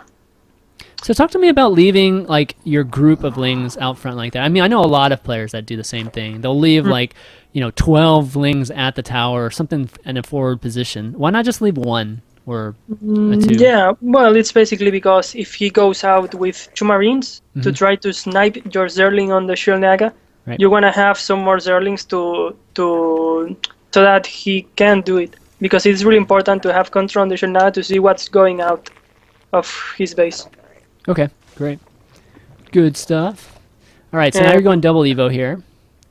Yeah. Pretty standard for for your play. I'd say. Yeah, it's important to have a Zergling on his third too, because if he tries to play even more greedier and put it down fast, you wanna punish that. So yeah, it's just important to have a Zergling on the Zerg. Okay, so now you're scouting the three, like that 3 barrack block here. Yeah, and I see that there's no tech lab or even reactor. Right. So right now I'm thinking, okay, he will try to play some kind of fast Hellion Marine timing push, or even maybe playing mech. Mech would be really weird because he has 3 barracks already. But since there are no tech lab, no reactor, then it could be a possibility. Given that you scouted that, it's kind of interesting that you never threw down a Roach Warren. I mean, isn't a Roach Warren a pretty good, good tech to have against both mech and even the Hellion Marine? Yeah, but I think you can. I had enough advantage to be able to hold with just Link and Banes. Oh wow, you're just going to Because run here? as you can see, I'm doing a lot of creep speed. Yeah. It's not very fast, but it's mostly because of his early barrack aggression. But yeah, it's still good. So if he tries to make a push or something, then I will have a good creep speed, and with Link Bane, I think I will be able to defend. A mistake I'm doing here is that I'm creep spreading out of my natural, but there are no tumors in my third. That's a bit bad. If it was just in that little low area where your fourth is, your Banes would be so much better, right? Yeah. Banes off creep against Terran are just almost worthless, honestly. Yeah. And he has Blue Flame right now. Yeah, that's nice. We get some drones here. Okay, so you're running past the Hellions just to get them away so your Banes can kill the Marines. Nice. Yeah, and that's it. And now you go back to the creep and just hold on there. As you can see, the mutas are being made. So yeah, you just wanna keep yourself at the creep and don't take a fight out of it while you are making your mutalisks, because once you have there, it's gonna be really bad for him. Okay, so talk to me about going Muta. It's funny because I think you chose Muta, but it actually seems like you're going more the 2/2 Ling Bane max type of style though. Even with a few Mutas to clean up medevacs. Is that what you're doing, or did you just change gears or something? I was a bit ahead, and I was thinking, okay, maybe I can just make a few mutalisks and do the +2/+2 Ling Bane semi all-in, we could say, at 3 base. Right. Well, it's not an all-in at all, I think. It isn't, but it's a pretty good commitment, though. Yeah, but I see that he's making a lot of Hellions, so maybe it won't be too good to make so many links. So I say, I just keep making drones, and I think I'm gonna throw down an infestation pit soon. Okay. And that's when you're gonna just transition into Broodlords. And again, you're still not making roaches, which is like, I guess you still see a lot of Marines, so you're not sure he's going to mech at this point, right? Yeah, but it's kind of like once you have the mutalisks, they are gonna do the roach job. They will kill the Hellions and so on, so you don't really need roaches at that point. I'm gonna make a push actually on his third. Yep. Because I think, okay, he's gonna play Marine tank, but he's not gonna have any tank because making so many Hellions early game. What I didn't expect was the Thor and so on. Yeah, he has 2 Thors actually. Yeah, he had 2 of them, so I think he was gonna chase you. He lost 1. So if he had gone to tank, then he wouldn't have had so many Hellions, and probably he would only have 1 or 2 tanks. So it would be GG, I think. The reason he stopped my push is because he wasn't making tanks and he was playing some kind of weird semi-mech, semi-bio or something. Yeah. I mean, the one thing I noticed about your play too is like you really make you make very good decisions as to when to pull out of engagements. Like you'll do some damage and you'll pull out, because especially against in this matchup, like having some standing army is so important against Terran, because if you lose all your army at any point, you're pretty much dead because they're so cost efficient that you'll never get like your army to a big enough size to kind of trade efficiently, right? Yeah, that's why you want to have your creep spirit as much as possible. because his counterattacks are gonna be delayed if you have very good creep speed. Mm-hmm. So you want to do that. All right, so he's trying to. Speaking of creep spread, he's trying to keep it back as Yeah. almost get into that fourth area. Yeah, it's almost on his fourth. Yeah, and that's so good. I mean, aggressive creep spread, actually denying bases. Oh man, Yeah. it's so good. Like everybody always thinks about speed, creep for speed and map hack, but when you're actually denying bases, that's when it's crazy. Like it's doing economic damage. So, Yeah. Okay, And so you see all There are this. some overlords in the middle of the map, which Yeah, I don't know what they are doing there, but you don't have having a to do that. powwow, having a little overlord meeting in the middle of the map. Yeah. No problem. Yeah, look at that super block. Oh, so close. And Okay, getting good trades though, and that's all it's Yeah. about. that was really bad for Nice. him because you normally, when you play this, you want to have your marines behind your Yeah. doors, but he had them In the in a front. very bad position. So right now I'm getting the infestors, and I know I won't be able to defend the fourth, but it's good. If I get my infestors and so on, he won't be able to kick my third, so it's not too bad if he isn't getting his own fourth. Yeah. Yeah, Because definitely. I'm going for broodlords and so on, so yeah, I just need to defend and try to get my broodlords out. Yeah, that's true. Yeah, I just want to make a little comment too about your point about losing the Marines. I mean, the Marines are what really makes this composition even more dynamic too. Like harder for you to get that right composition Yeah. to handle it, right? So losing just all of them, it just makes killing Thors and Hellions a little bit more one-dimensional. So, Yeah, because Yeah, so it's kind of huge. like a mech play, but with some marines between. yeah, So I think that would be good if I was playing Roach, but it's not the case. So I'm not sure it's. I think it would have been better for him to just go full mech instead of some marines too. And yeah, right now it's the moment where you are hoping him for not to attack really fast to be able to get your broodlords. yep. It's that And- kind of crucial moment again that we're talking about. And Yeah.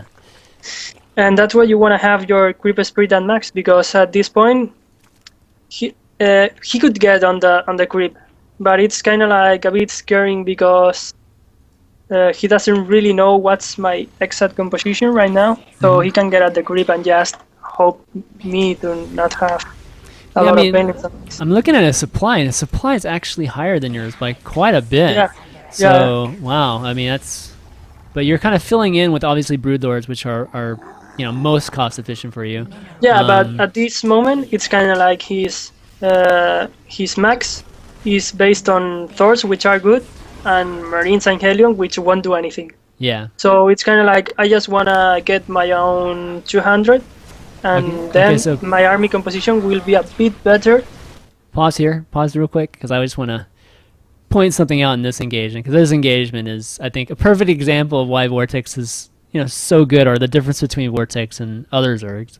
So okay, so talk about this engagement. I think your late game control is one of the best, and when it comes to broodlords, the dynamic of broodlords, infestors, and let's just say corruptors and lings, in lingbane, okay, like those four groups of units, right?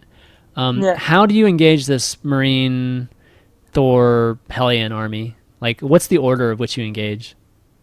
Well, you wanna make sure that your broodlords are spread, so that the Thors don't kill them a lot. And the good thing is that he hasn't got any tank. So as soon as I kill the Hellions, my infested Terrans are gonna just crush the Thors. So yeah, you wanna try to kill the Hellions as fast as possible. They will die really fast with the broodlords attacking, and then once they are out, then you can go on with all the links to get the surround on Right. his door and just use a lot of infested Terrans. Right. And that's it. If he hasn't got many tanks, he won't be able to snipe your infestors. So I think that's the most important part. Being able to throw down all the infested Terrans you want and not losing your infestors pretty easily. Yeah, exactly. And I think even just the timing of your throwing your lings in there just makes them, fully utilized, versus just, a lot of folks just kind of send everything, like at least send the lings and banes in with the broodlords, and those lings and banes pretty much don't, they don't do much because they're just taking the full brunt of Hellions and Marines and everything, Yeah. right? So, okay. So I don't think the engagement happens right now. I think you actually back up for a second. So why don't we start? No, actually, I did Is it? mess a bit right there because I had all my broodlords together, and that's really bad. You want to split them a bit. Mm-hmm. So yeah, I retreat. I didn't lose much. I think only one broodlord. So Okay. I retreat, and then we are gonna have an engage on our Yes. fourth. Yeah, and we'll watch that in a second. Here we go. 3, 2, 1, go. Yeah, I had forgotten that you backed off here, and then you heal them with your queen too. So add another unit into this composition. Yeah. I mean, You it's really just want to crazy. have broodlord, corruptor, infestor, and queens are really important too for transfusion, You don't even have especially your hot- you don't even have your versus. hotkeys. Sorry. You don't even have your queen's hotkey, do you? Wow. Okay. No. I don't know why. Ever since the beginning of the game, I didn't get used to putting them on a hotkey. So right now, I don't use a hotkey for them. But it's like- good, I think. Yeah, it's like Brood War style. Yeah. Okay, so here we go. This is what you're talking about. You're talking about, Yeah. okay, the broodlings go and clear out everything like Hellions and as much Marines as possible. Yeah, everything and, at the front, all the Yeah. Hellions and the Marines are dying, and right now I can get in. Yeah, and here come the Lings and the Infested Terrans, like you said. Like, That's no it, yeah. Neurals, none of that stuff. Just pure DPS. And that's zero grades on his Thor armor, Right. so they are gonna die in, as you can see, in 1 second. Yeah. See, isn't that beautiful? It's freaking Yeah. beautiful, man. Right now, I should throw down an Ultralisk Cavern so that if he managed to clean all my broodlords and so on, I will make just I will remax with Ultralisk and Ling, and it will Right. be GG. But Okay. even without that, I think there's no way he can come back with that. Yeah. I mean, Like, you he's lost, not even making Vikings at all. I think you lost like 15, 20 supply in that battle. So. Yeah, and You didn't lose he's not any of your making Vikings, so there's no way he will kill broodlords. Exactly. Well, actually, I don't have much energy on my infestors. Mhm. So yeah, maybe he could, if he split it really well, his marines, he could do some damage. But Yeah, nah, that's true, he hasn't actually. got many of them. It's true because your infestors are really low in energy, so he could actually, if he cleared out those broodlords, he could definitely get back in the game. But no, not gonna happen though. Nah, he hasn't got many marines. If he had like maybe 30 marines or something, he could do it. But with so few of them, Mhm. there's no way. Yeah, just powering through here, and you're taking your 5th at the same time. But Yep. you're sitting in good shape. Even if he fights this off, all you Yeah. have to do is get. I mean, again, you still have your solid broodlord base there, and I mean, you could run home right now, right, and then just. Yeah, if I Come again wanted, if I you could wanted. do it. But it's wanna- kind of like he has a 4th base, so I really want to attack Yeah. because I don't have eco on my 4th, so I don't I really see. want to get behind. Now that I have advantage, I can finish the game. Uh-oh. What happened there? Uh, Oh, okay, that's just me. Sorry. Me paging a little bit. Alright, but this should be it. Here's the GG. Alright. yeah, that's Nice it job, man. basically. Good job. Alright, stream's okay, right? Let me make sure. Make sure the stream's okay. You guys still there? Yeah, looks like you guys are still there. Good deal, good deal. Alright, man, that was a great game too. Yeah, maybe he was expecting Ultralisk, and that's why he kind of attacked really fast. I'm not sure he scanned to see my Greater Spire or something. Mm-hmm. So that was really bad by him. Yeah, I mean, even if it was ultras, I feel like, I don't know, he had a pretty good sized army, but I feel like you could have killed it even with ultras if you engaged it properly too. Yeah. I And mean, I if think- you engaged it similarly, I mean, just like saving your ultras and your lings for the back until the fungals nail everything in the front, and then Yeah. And I think that the engage was on the creep actually. That was really, really bad for him. You don't want to get Thors into creep because they are extremely slow, and units in the creep are just really fast. So that was really bad by him. I think he didn't. Maybe I'm wrong, but I think he didn't scan to kill the creep that was on the fighting zone. I see. Yeah, I think so. I think you're up. Yeah, you're right about that. If he would have at least scanned it, he might have just backed off. Yeah. and And not that would taken have that. been good. All right, let's do some Q&A. Sound good to you, Vortix? Yeah, All perfect. right, let's take some few. We're going to take, I don't know, maybe 4 or 5 callers. The way we do Q&A on Pro Corner is you add me on Skype. My Skype ID is ChanmanV. And instead of calling me, why don't you just message me, and then I will pull you into the call. And you can ask Vortix any of your questions. I mean, you can ask me if you want. You can ask me Yeah. questions if you want. But more importantly, asking Vortix. He knows He's a our lot guest. about Zerg, so it's okay. Yeah, right. Not even close to this guy. All right, let me add Jake Burns. Trying to add you guys, Jake. So add me when you get a chance. Let me get. Let's see. We got Morton Storm. Oh, what happened there? Okay, good thing we didn't have screen readers today. Wow, he's got a Santa Claus hat on his Skype icon. Oh. Yeah. Let's see if he's there. Morton, what's up, buddy? Oh. Hi, what's up? Hello. Good. Well, welcome to Pro Corner. You got a question for Vortix? Yeah, first of all, I'm a huge fan of you. Just want to say you're really, big fan here.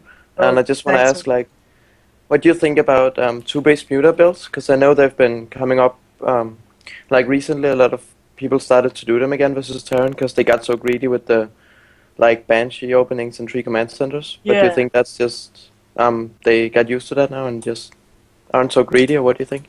I think it's good if he's gonna play mech. There's gonna be a timing where he hasn't got Thors and he only has turrets to defend. Then it's really Yeah. good. But imagine if you are playing 2-base mutas and you go out with your mutas, you wanna make sure you are gonna make some economic damage, because if you don't, he's gonna be ahead because he will probably have 3 commands. So it gets a bit tricky. If he doesn't make like a run by with Hellions and he doesn't make any damage with Hellion and Banshees and so on, then it's okay. You can play 2-base muta and get a delayed third and so on. But you want to make sure you are making some damage, and you want to make sure that he's playing mech. Okay. Yeah, thank you very much. And All right. Chanman, just keep up the good work. I can't. Yeah, no All problem. right, I appreciate I it, don't- Morton. Yeah, I don't get why you have like 350 viewers. It should be like 5,000. Really love your stuff. So I thanks. I Keep it really up. appreciate that, More. man. Thanks, buddy. Yeah, thank you. Bye bye. See ya, man. All right. See, I love my fans, man. They're awesome. Yeah. Well, Oh, you're Jake. awesome too, man. Oh, thanks, man. Jake, oh, I wish you could see the icon. He's sporting some. God, which Razer headsets are those? Are the green ones? I should know because they're sending I'm trying me. to think of the name. I bought them ages ago. But They're ages. Oh, okay. The Razer was sending me a ones that look similar, but they're the newer ones. So, hey, how's it going, Jake? doing pretty good, man. Yourself? Good. Well, welcome to Pro Corner. Have you called in you. before? I believe I called in quite a while ago when you Yeah. had Stefano and Whitera on. Oh my god. Yeah. So you're calling in at the when we have these awesome EU Zergs on. So yeah, I love great Zerg players. exactly. Of course, man. So, got a question for him for Vortix? Yeah, my question is, when you're in kind of the early to mid stages of ZBT, what do you feel is kind of like the optimal way to tell if they're going like bio or they're going mech? Because I always feel like I don't know they're going mech until 10 Blue Flame Hellions run into my mineral line and just kill everything. Yeah. So I lose a lot of games like that. Well, you wanna make sure you have an overlord near his third, and then if he's getting a fast third, then he will probably try to play mech. But yeah, the best way is you just get your lair relatively fast, and you try to get an overseer and just try to spot the factories or the barracks or whatever. But yeah, it depends a lot on the map. It's kind of like there are some maps where you're gonna know there are high chances of him playing mech, so you just gotta find the timing where they are making the factories, which could be, I don't know, minute 9 or 10, and yeah, you just get an overseer and try to scout it. But it doesn't really matter, like your BO at the early game isn't gonna change much if he's gonna play mech or bio. So yeah, you have time to spot it. If you wanna play safer, then you can just do roaches, and if you have problems with blue flame and so on, then that should do it. All right, man. Great. Thank you very much. All Yeah, right. no problem, man. Thanks, Jake. Ciao, man. Love the show, man. See ya. Thanks, buddy. Appreciate it. Yeah. All right. Let's see. We got Jack Molita. Last chance for the giveaway, guys. Tweet me nicknames, and follow me on Twitter. Do it. Oh, Super Mario. Halloween's coming up. What are you going to be for Halloween, buddy? Do they do Halloween in Spain? Yeah. Well, it's not very typical here, but yeah, lately they are making it. Okay, cool.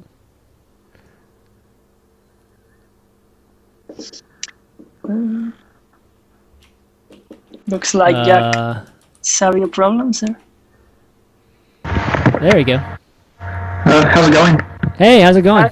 Hi. Yeah, good, thanks. I just got a quick question for Vortix. Yeah, go for it. Yep.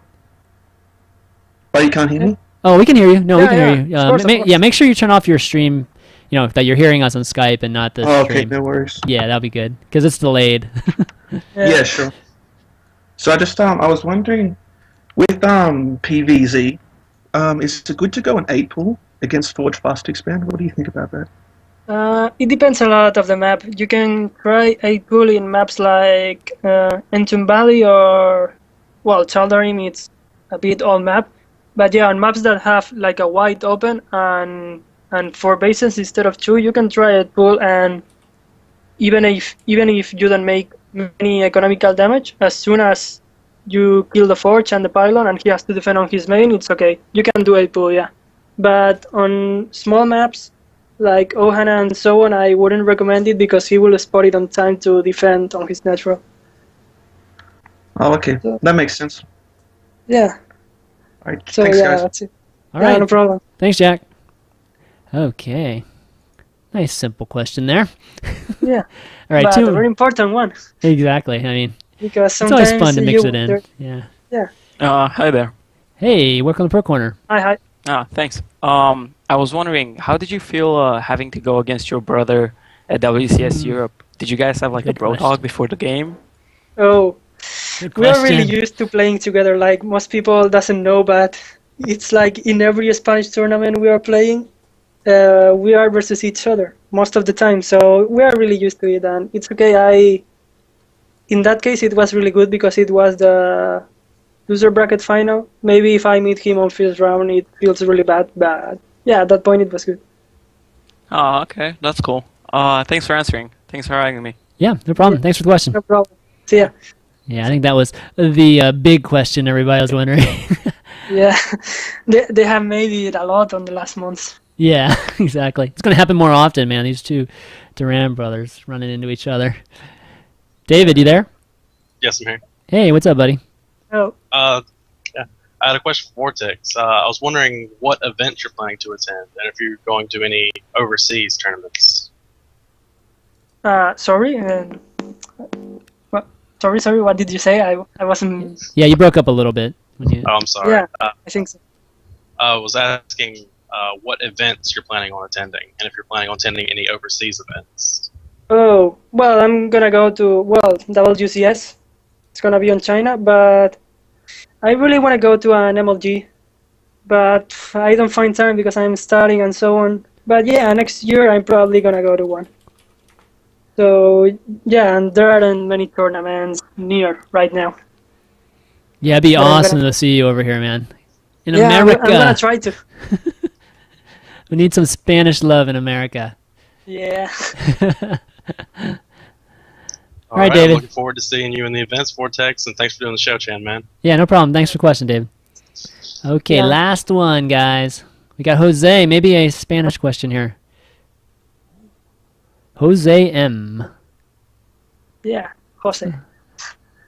Jose, it's not your brother, is it? No, No, I'm it's just not. kidding. I have your Well, brother on I don't Skype, think. so I don't know think your so. brother's Skype. So Rio trolling us, that'd be pretty funny. Oh, let's see if he's on. Actually, let's see. Oh, we gotta turn off your stream volume. Jose, you there? Yeah, hello. Hey, how's it going? All right. Totally Spanish, all right. Hola. Hello. Hola. I wanted to ask about how can a Terran player get scout information out of the Zerg player when they're around the mid game you know he's going, for example, mute the bane link, but you cannot actually know if you're going to get pushed or you can like be greedy. Well, you can get that information with Banshees. I don't know if you are playing Banshees lately, but Banshees are like the scout in the early mid game lately on CBT. Okay. So yeah, you just wanna get Helion Banshee fast, and with your Banshees you are gonna get all the information you want. Then once he has his Muralisk and so on, then it's just about scanning and so on. Okay. Muchas gracias, and thanks, Chan, for this event. This is extremely helpful. So Awesome. I hope I can hear you more. All right, awesome. I'm glad you enjoyed it. Thanks, man. All right, See ya, man. See ya. Yes. All right, guys. Well, that's gonna be it for Q&A. Like really quick questions. I like it, man. It's like, get them done. You know, get questions answered, baby. I like it. All right, so let's do what everybody's been waiting for. Let's do the giveaway. Yeah. And okay, so let's go through the names first. So we'll go through the names first, and I'll let Vortix kind of brew on some of these names and kind of pick which one he thinks is his favorite one. And while we do that, we'll start picking some random names. So I know there's a ton of people. Okay, so it's gonna take me a second to kind of go through all these because I think seriously I got 100 new followers and probably like more than that from a tweeting standpoint. So big thanks to you guys for doing that and participating and just kind of participating in this fun. We do give away, for those of you just tuning in for the first time, we do these Razor giveaways, not Heart of the Swarm giveaways, but hopefully maybe we can get a few more. But definitely the Razor giveaways every week. So, I give away a piece of Razor gear every single week on the show. So next week we'll be giving away, something that I think we'll be giving away actually a keyboard next week. All right, guys. So get ready. It's going to be the Black Widow awesome keyboard. So get ready for it next week with Violet. But this week we're giving away the obviously the Bungie, but the Heart of the Swarm keys are the big ones. So, okay, let's go through these names. Here we go. It's K3 Spanish Zerg, El Macrolisk. Let's see, Sunbornix of Spain. What's that? What's Sunbornix? I'm not sure. Not sure. This is Verpal Zerg, Sky Zerg, Mustache Zerg. Did you have a stash before? A mustache? What? Did you have a mustache before? I didn't know that. No, I don't think so. Okay, I don't know what he's talking maybe when I don't shave for like 3 days or something, I have a mustache, but Shoot, no, man, not typically. Oh man, I don't got facial Maybe hair I like that. shaved the wrong way and I have some mustache, but I didn't really know. Cool. Okay, let's see what else here. We got Rubber Band Zerg, La Bestia Vortex. I guess that means the beast, right? Yeah, I think so. That's a La Brujeria. I'm not sure A what lot that of is. Spanish nicknames. Definitely. Oh, of course, right? What's that? What's H2K Crazy Ivan? You know what? Crashing Ocean. I mean, I don't even get Crashing Ocean. I don't even get that at all. I don't know. Really weird nicknames right there. The Patent Conqueror of Mutalisks. The Zerg Explorer, starting from Spain and exploring, defeating America. Wow, that's like really elaborate. Let's see. Vortex should be called the Ultimate Storm. Nickname Vortex Bueno Zerg. That's easy enough. The Inquisitor Tix. Oh, like Vortex Inquisitor Tix. Efficiency Really cool Zerg. nicknames right there. Yeah, Efficiency Zerg. The Fighting Matador Vortex. Let's see. Is Terran's brother? So it's. Oh gosh, I can't even pronounce this. I'm not gonna even try to. Here, I'm gonna cut and paste this to you. You tell me what this means. It's what comment? Here it comes in Skype. Okay, let's see. Well, it's not actually a nickname. He's just saying, "Keep like that, Vortix. Good luck to you and your brother in the future." Oh, okay. Okay, that's not a nickname, but I guess the nickname is the Terran's brother. The Terran's brother. That is not a flattering nickname. The Conquista Zerg, K3 Boatman. Okay. Let's see. Pias, P-A-L-L-A-S, Titan of Warcraft. Uh-huh. Let's see. Imbatix. That's not bad. Imbatix. Yeah, it's good. I think it's winning till now. Okay, Romakoki V3 is winning right now. The Undead Slowling King. Because she played Undead in Warcraft 3. Yeah, I Right. play on that, but I don't know why. Who was the first one to call me a slow linking? I don't really know what that. What I'm that not means. sure either. I'm not doing a slow links. Exactly, man. I see Okay. Yeah, speed all the you could call time. Targa slow linking. Yeah, because that's he's true. making the slow link a link, but why me? That is true. That is definitely true. Okay, Vortex, the King of Queens. That's pretty The good. King of Queens. Wow. The Unexpected, the Spanish Swarmada, Wow. Archon Counter, Korean Hunter. Wow. That's good too. Yeah, that's pretty good too. El Hermano, Yeah. El Cid, El Cid Zerg. Cid, Yeah, yeah. El Cid Zerg. Sportix, Spaniard Beast, Roach Coach. Well. Except for you didn't build. Well, you did build Roach. You did a few Roaches today. Yeah. The Vortex from the Void. Holy crap, this is awesome. This is awesome participation. I love the audience participation today. It's very good. Yeah, exactly. Let's see, the Barca Zerg or La Barca Zerg. That's a weird one. Yeah, here's I don't I can't understand all of this, but so you read that one. Zerg Lord, Miraculisk, like Miraculisk. Yeah. Vortex is the Zerg King. Let's see. Don't see that. El Conquistador del Enjambre, the Conqueror of the Swarm. I probably just massacred that word there, but Vortex, the Curse of EG. Oh, Why God. that? Oh, Stefano man. always wins me. Yeah, that's It true. makes no sense. Yeah, Stefano is, I think, the last time you guys played. Even though you took a series off him. You took the first one. But it's kind of like, sometimes you are playing versus someone, Hmm. and you are like, oh my god, I can't win him. So you play really bad, and I don't know why that happens to me versus Stefano. Like, I play worse than versus other players. I gotta work on that. Next time, I will win him for sure. He's your kryptonite. Yeah, like that'd be good. You just have to play him more. Once you play him some more, you'll be. Yeah.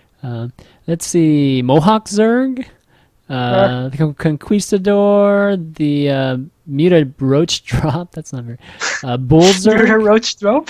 Yeah, Bull Zerg because he runs over his opponents. Oh, that's actually going towards that run. Like Matador would be good. El Mutador. There you go. El Mutador. Unexpected Zerg, Serial Zerg, Blood Killer, Conquistador Zerg, the younger one. That's a good one. The younger one's not bad. The Infested Protoss, El Metadrone, Crispy Vortex, Zerg God, Brood, K3.Vortix, Hermano Zerg, Mario Zerg, Mario. That's weird. You look like Mario, I guess. Yeah, Columbo because of the Vortex. Exactly. My goodness, there's a lot. Jeez. I'm gonna spend like 10 minutes reading these things. Let's see. Vortex GGs. Feast on Zerg, Matadortix. There you go. I was really hoping for a bad Zerg one. Well, we kind of threw that. We kind of nipped that one in the bud before it started.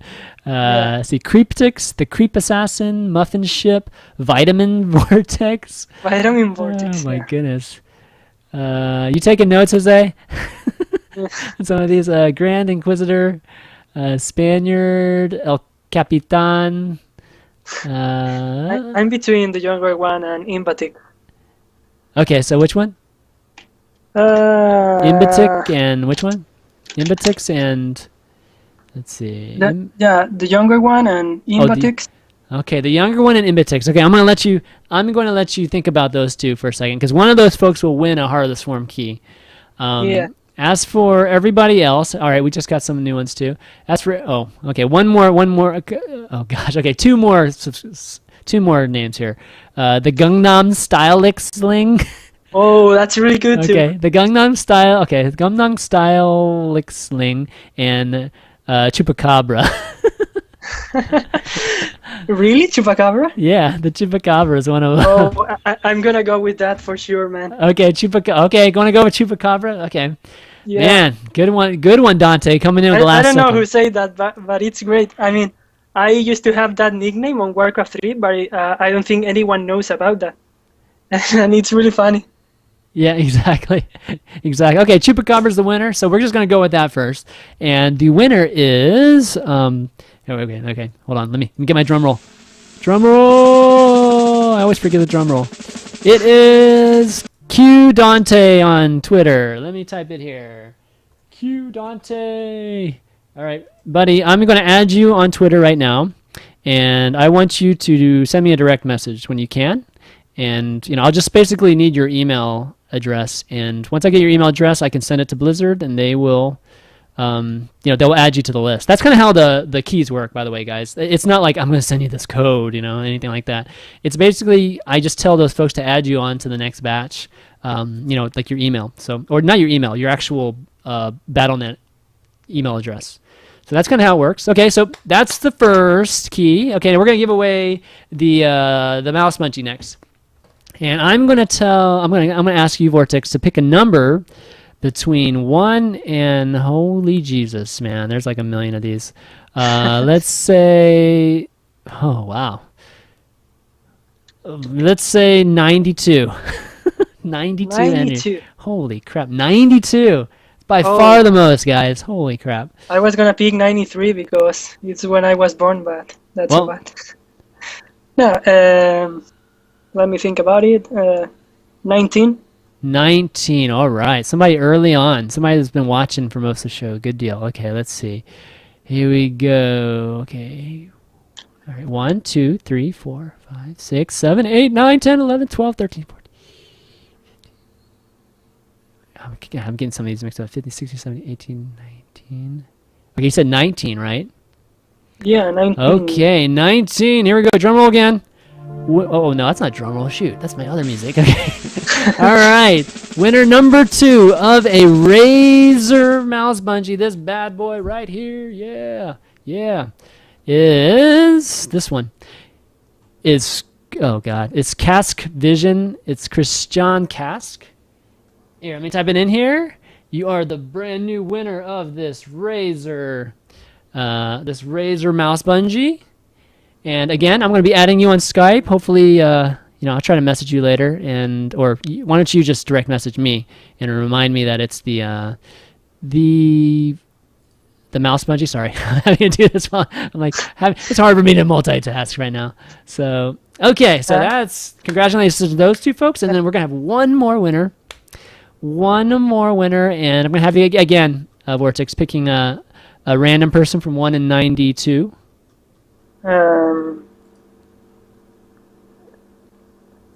46. 46, you bastard. You're gonna make me count all the way to 46.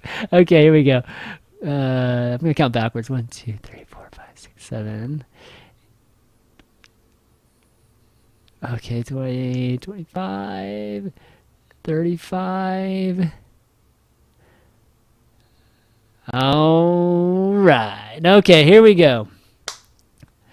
Our last winner of today's giveaway for a Heart of the Swarm beta key is Travis Reed. Oh, I started the music again.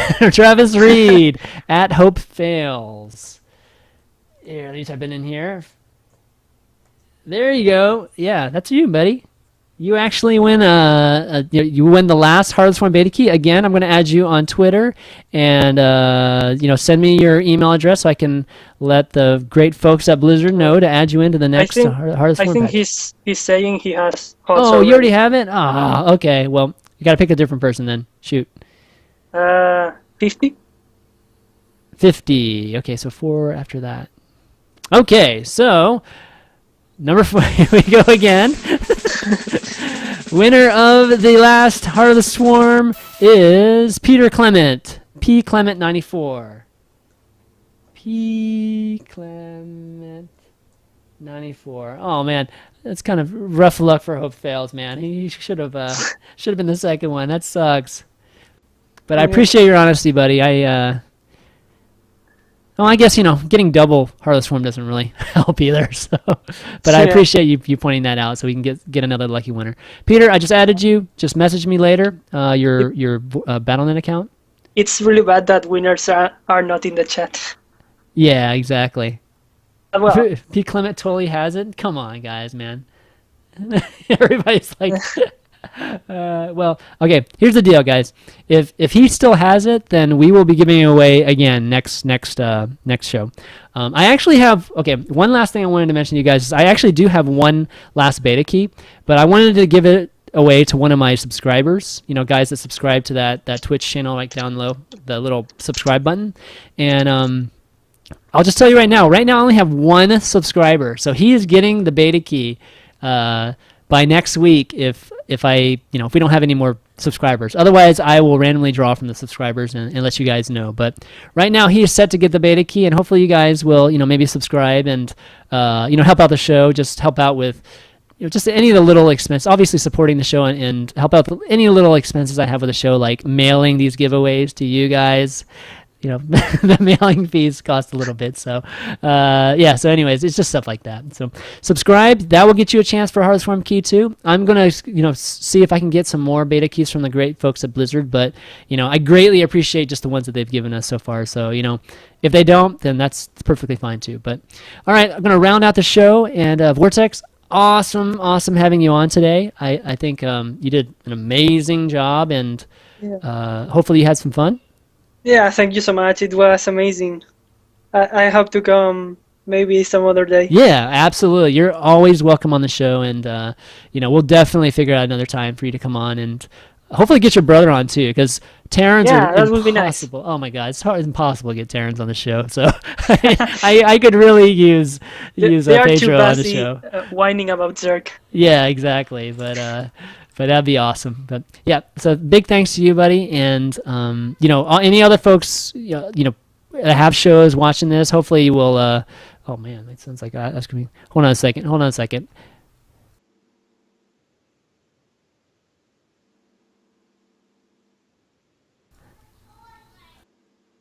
Man, real life. Okay, I'm gonna have to wrap this up, guys. So any folks that have other shows, get this guy on the show. This guy's great, talking strategy. English is like great. I mean, this is ridiculous how good it is. And it really support Current 3, his team, and which consists of him, his brother, his other brother manages the team. Great European team, and support Vortex, guys. So, I wanted to get you on the show so that we can get some more exposure for you in NA, and obviously a lot of EUers watching. So I'm not sure how much of that, but yeah, support this guy. VODs for the show will be up later tonight. I might rebroadcast it for the NA folks tonight. We'll see if I have the chance, but if not, go to youtube.com/ChanmanV. And the VOD will be up there later. So, oops, I spelled that wrong. And so tune in next week, next Thursday. Oh, one other announcement I want to make is I'm only going to be doing one Pro Corner episodes moving forward, and I'll explain a little bit more on the weekly updates this weekend. But I just kind of want to let you know we're going to be doing Pro Corners only on Thursdays moving forward. And next Thursday we're going to have Azubu's Violet, my first Korean player on this show. And I was saving it forever for Violet because I didn't want to have anybody else on except for Violet. So should be awesome. Obviously, you saw a game today already with Violet, so it'll be great having him on, and it'll be amazing. But all right, guys, it would be good to see the game with his comments. Yeah. Oh God. Like you have two sides of the comments.